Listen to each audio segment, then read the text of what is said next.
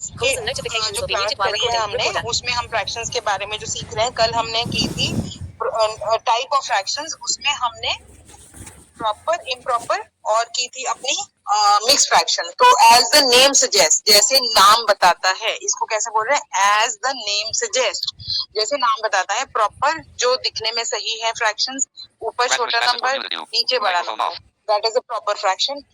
Improper fraction, ऊपर number बड़ा नीचे नंबर छोटा, न्यूमरेटर बड़ा डिनोमिनेटर छोटा, इम्प्रॉपर। और मिक्स्ड, जहाँ पे मिक्सचर बना हुआ है फ्रैक्शन के साथ एक होल नंबर भी पड़ा हुआ है, वो मिक्स फ्रैक्शन है। फॉर एग्जांपल 2, उसके बाद 1/3, एक होल नंबर है और फ्रैक्शन है। तो ये हमने कल की थी। और आज हमने एक और 3 टाइप की है वैसे तो, लेकिन एक यूनिट फ्रैक्शन। यूनिट फ्रैक्शन कौन सी फ्रैक्शन होगी, जहाँ पे न्यूमरेटर हमेशा 1, क्योंकि यूनिट का मतलब 1 होता है। तो जहाँ पे भी आपको 1 कुछ भी डिनोमिनेटर कुछ भी हो सकता है, 1/100, 1/60, 1/1 लाख, 1/2 करोड़, 1/583, 1/780, 1/2005, 1/4, 1/6, कुछ भी। लेकिन न्यूमरेटर में जब एक अंक आप पाएंगे, ओनली 1, उन सब फ्रैक्शंस को हम यूनिट फ्रैक्शन ही बोलते हैं। और ये चीज याद रखना, यूनिट फ्रैक्शन सबसे सिंप्लीफाइड फ्रैक्शन होती है। डिनोमिनेटर जितना भी बड़ा हो, लेकिन क्योंकि न्यूमरेटर में 1 है, 1 उससे छोटा होगा ही नहीं, तो वो उसकी सिंप्लीफाइड फॉर्म है, उससे छोटी वो फ्रैक्शन नहीं हो सकती। अब हम उसके बाद हम करते हैं 3 टाइप की फ्रैक्शंस आज हमने और डिस्कस करी है। एक है like fraction, unlike fraction and equivalent fraction. अब इनमें क्या फर्क है, उन 3 जो 4 नाम हमने पहले किए उनमें और इनमें ये फर्क है कि ये जब भी हम लाइक फ्रैक्शन की बात करेंगे या अनलाइक या इक्विवेलेंट, तो हमें कम से कम 2 फ्रैक्शंस चाहिए तुलना करने के लिए, बताने के लिए कि क्या ये लाइक है, क्या ये अनलाइक है, क्या ये इक्विवेलेंट है। 2 तो कम से कम चाहिए, ज्यादा तो कितनी भी हो जाए वो एग्जामिनर की मर्जी है, ठीक है। तो अब लाइक फ्रैक्शंस कौन सी है, लाइक और अनलाइक फ्रैक्शंस को जो फर्क है, वो फर्क सिर्फ और सिर्फ कहाँ से देखना है, उनके डिनोमिनेटर से देखना है। कि डिनोमिनेटर अगर सबका सेम है, आपको 2-3 फ्रैक्शंस दे दी, उनका डिनोमिनेटर अगर सब सेम है, दैट मीन्स उनको हम लाइक फ्रैक्शंस कहते हैं। For example 1/5, 8/5, 23/5, 4/5। तो आप ये देखोगे कि इसमें ये कोई फर्क नहीं पड़ता कि यहाँ पे यूनिट फ्रैक्शन, प्रॉपर इम्प्रॉपर कौन सी थी, बस सिर्फ एक ही चीज पे हमें ध्यान करना है कि अगर इन सबका डिनोमिनेटर सेम है, तो दैट मीन्स ये फ्रैक्शन हमारी लाइक फ्रैक्शन की कैटेगरी में आ जाती है। अनलाइक फ्रैक्शंस, जब आपका डिनोमिनेटर अलग है, हर जितनी फ्रैक्शन आपको दी गई है उनका डिनोमिनेटर अलग है। और इस केस में ये भी हो सकता है कि आपके पास है 5/3, 5/2, 5/7, 5/8। देखो क्या है, न्यूमरेटर सेम है, तो ये कंफ्यूज क्यों होगा आपने, डिनोमिनेटर अलग अलग होगा, पूरी फ्रैक्शन ही अलग हो सकती है। जैसे 1/5, 7/3, 2/1, सॉरी 2/8। अब ये तीनों ही अलग अलग हैं, सबका डिनोमिनेटर देखना किसको है, डिनोमिनेटर को। लाइक और अनलाइक दोनों केस में आपने डिनोमिनेटर देखना है, ये इनका फर्क है दोनों फ्रैक्शंस का। अब हम आते हैं इक्विवेलेंट फ्रैक्शंस में। इक्विवेलेंट फ्रैक्शंस दिखने में अलग अलग दिखती हैं, लेकिन वो जो है उनका वैल्यू सेम होती है। तो वो लाइक फ्रैक्शन भी हो सकती है, अनलाइक भी। आप अगर उनका देखें डिफरेंस, लाइक तो शायद मुश्किल होंगी वो, अनलाइक हो सकती हैं वो।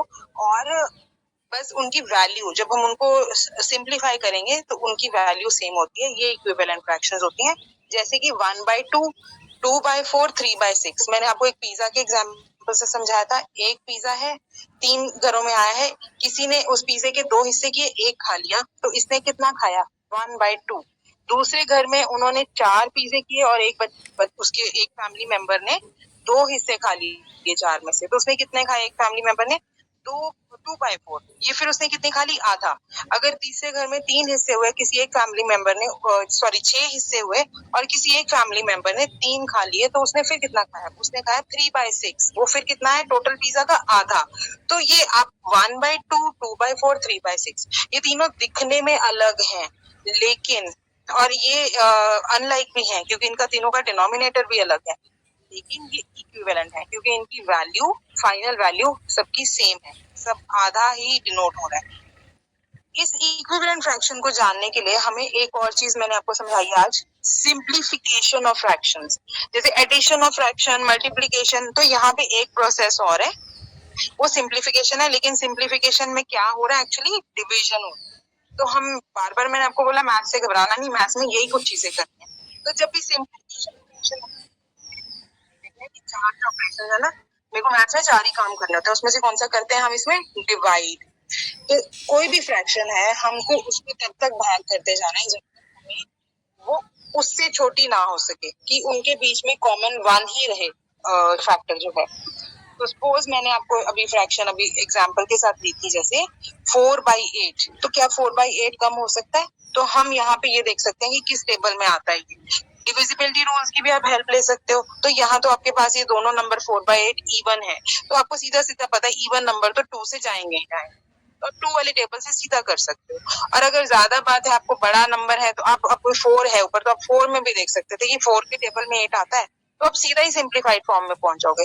4 1s 4 2s 8, 1/2, इससे छोटा नहीं हो सकता। लेकिन अगर आप 2 से करोगे तो आप पहले 4/8 को 2/4 में कम करोगे, फिर 2/4 से 1/2 में कम करोगे।